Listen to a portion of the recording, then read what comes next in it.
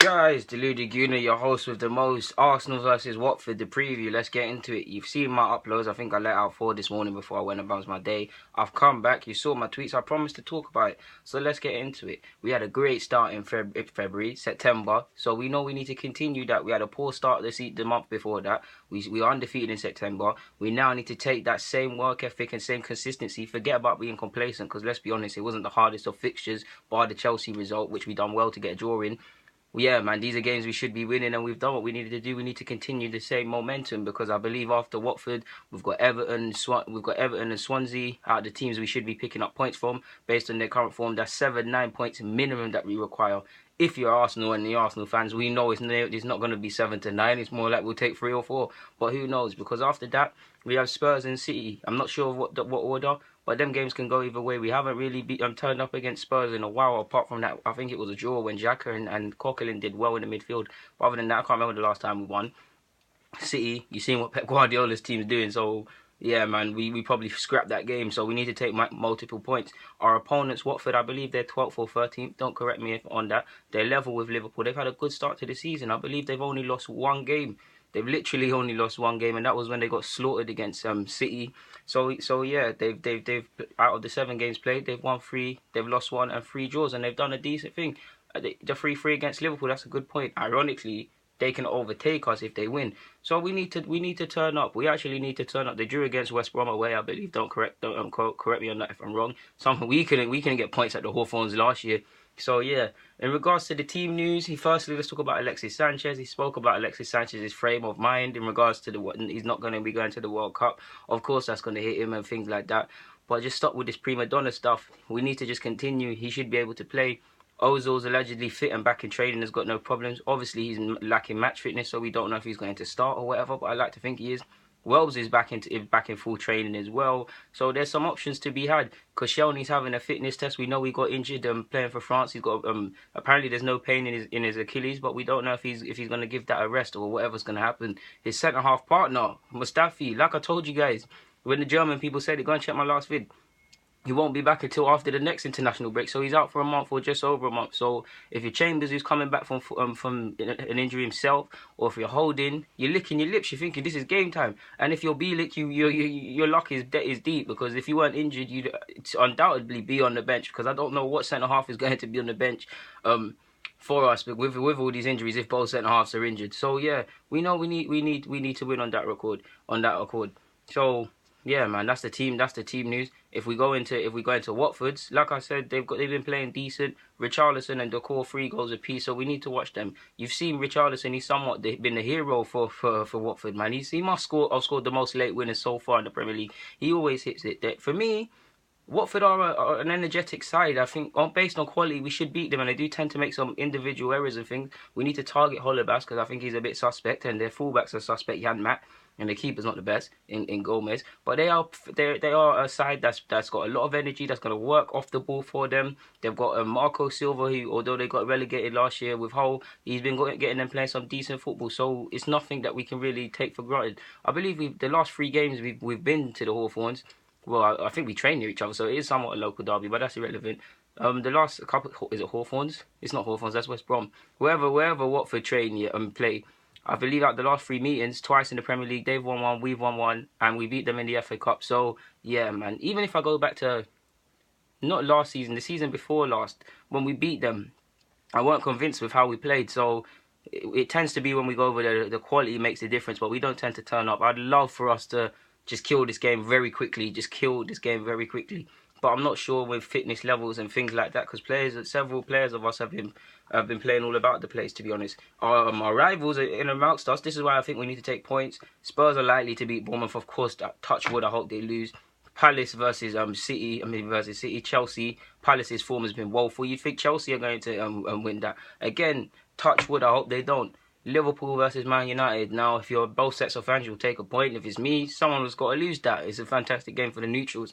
So people are going to drop points. So if we take points, we're slightly closer to the top end of the table. We can't go third and second and first, but I think we can go third, I believe.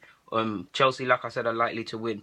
Now, if we talk about the selection, it is a bit weird, because before I start, because of these injuries I've listed with the centre halves, if there's going to be no certain players are going to be missing. We should really do 4-3-3 because 3 at the back, we're going to have to go with certain players I'll allude to next. But 4-3-3, with all these injuries, we don't need to force it. Quick thing. If Koscielny's fit, then great, him and Holding together. Or Mertesacker and Koscielny, and then Monreal moves to left back. Or even because Lesniak has a knee problem, I forgot to mention. He came off at half-time for Bosnia.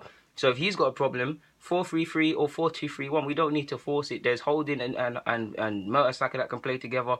There's Koscielny and Monreal if need be. Play together at centre half, and because Leslie actually move over. So there's things that can be done. We're not likely to see the formations I've said. So I'm gonna give you guys my lineup based on the 3-5-2. I've got in goal, of course, without a doubt, Czech, especially if you've seen what Ospina's been doing for his country in the week. Czech in goal, BFG in the middle of the centre half partnership. We really need to get a centre half next year. Holding at on the right hand side of the centre halves. Monreal, obviously, on the left. He's not going to get dropped and he's been playing quite well. Kozlesniak has got to come into the side at left back, of course. Bellerin on the right. Ramsey and Xhaka through the middle. I actually think there's scope to bring El Nene in for Xhaka based on the fact that Watford are a bit more energetic. I like Xhaka. I have faith in Xhaka. I know he's getting a lot of critics and people onto him right now. He'll hold his own. Against Watford. So yeah, I wouldn't have no problem starting him. Ramsey's got to stay disciplined. Regardless of the side we put out, realistically, we should have 11 players that are good enough to beat them. I think this is a perfect game for Maitland-Niles to get a bring in, but it's not going to happen. I've already said El Nene based on the energeticness. Wilshere is not going to start. I'd love for him to start, but he's not going to start. So it's Xhaka and Ramsey in the midfield. Ozil with them.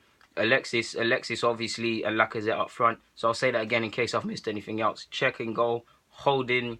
BFG, Monreal as the centre halves, Bellerin and Kozlesniak as the fullbacks, Xhaka, Ozil, Ramsey through the middle, and our two options, of course, Lacazette and Alexis Sanchez. Now, if Koscielny's back, then great. Start Koscielny in the place of BFG. But if he's not, then we're really gonna have to do something, and we're really pushed. Wenger spoke about a lot of things in regards to his press conference as well today, man. There were a lot of things. And just as a side note, unrelated, he spoke about the Christmas Eve fixture.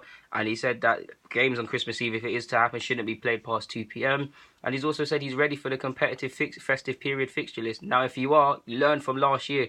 Everton and City in the same week. And then it was Bournemouth shortly after when we drew. If you are really on this and you're going to really learn from mistakes and the club is really going to learn from stuff, I know I'm asking a lot. I've heard it there. Don't want to see no excuses down to injuries and things when we need to get through the December period. It's all there. He's played coy on Overmars. He said they're always in contact, but at the moment, none of the reports are true. Again, we're not working at the club, so we don't know in regards to that. He said Chambers signed a new deal, obviously. He said Chambers will blossom at 23, 24, and he's happy to tie him down. I like Chambers. I believe, like I've said, either here or somewhere else, I've maintained that he's going to be a decent centre-half, decent centre-half for someone. There's not really that much more to say on that, guys. I mean, in short, the main takeaways already said. Now that I think about it, I'm keen to know Alexis's frame of mind, because now that I think back to the Brazil-Chile game, it was a game of emotions and stuff. But if you're a real champion, a real winner for yourself, I know you play for Arsenal, we ain't won nothing in a while, FA Cup, but yeah.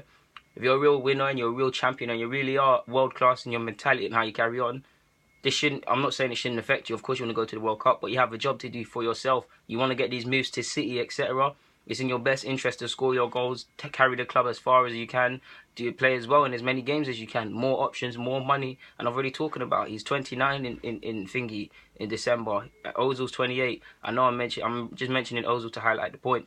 The next move, whether it's staying at Arsenal in the unlikely event, whether it's going X or Y or Z, the quality of the contract has to be important. One more big contract realistically in these players. Unless you're Ronaldo and Messi, you're not really going to see a dramatic pay rise at 30, 31. So it's in their best interest. Alexis, more to the point I'm talking about him, it's in his best interest to play well.